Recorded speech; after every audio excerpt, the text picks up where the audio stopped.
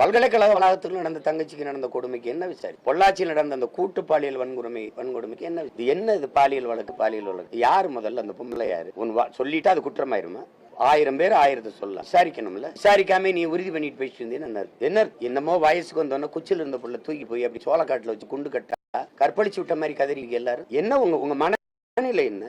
இதே சீமானியா ஒரு சாதாரண இயக்குனர், அவருக்கு ஒன்னும் மதிப்பு இல்ல, படங்களும் இல்ல, வீட்டுல இருக்கிறேன், இந்த மாதிரி வழக்கணி எடுத்து பேசுவியா? நீ ஒரு முழு அதிகாரமும் சேர்ந்து இதுக்கு சுத்துறிய. ஏன்னா என்னை பார்த்து நீ நடுங்கிட்ட, என்னை சமாளிக்க முடியல, என்ன செய்யறது தெரியல. நான் எடுத்து வைக்கிற கருத்துக்கு அரசியலுக்கு என்னோட மோதி ஜெயிக்க முடியல. அப்பப்போ ஒரு பொம்பளை கொண்டாந்து முன்னாடி நிறுத்துற தானே.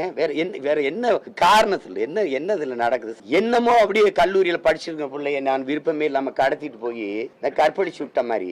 என்னங்கடா உங்க நாடகம்? என்ன பண்ணி என்ன விளையாட்டு பண்றீங்க நாட்டுல? இதெல்லாம் என்ன கேக்குறது? எதுக்கு பெரியார பத்தி இப்ப போய் எவ்வளவோ மக்கள் பிரச்சனை இருக்கு மகாராசா, எவ்வளவோ மக்கள் பிரச்சனை இருக்கு, அதெல்லாம் பேசல.